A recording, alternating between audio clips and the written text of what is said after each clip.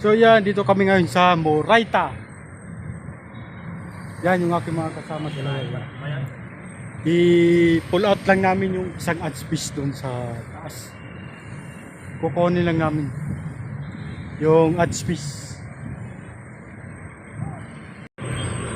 So yan, nakano na yung tali sa taas. Moraita site ito mga kabayan. Quiapo, Moraita, Manila. Yan, malapit lang din ang simbahan dito.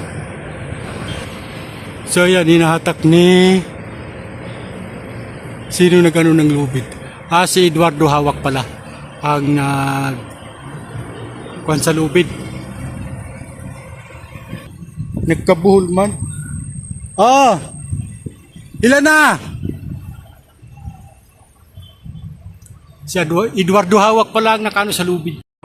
So yan, ito yung area ng Moraita, Manila. Yan. So yan, tinatanggal na nila ni Marvin Lusada ang isang tarpaulin at na Eduardo Hawak kasama.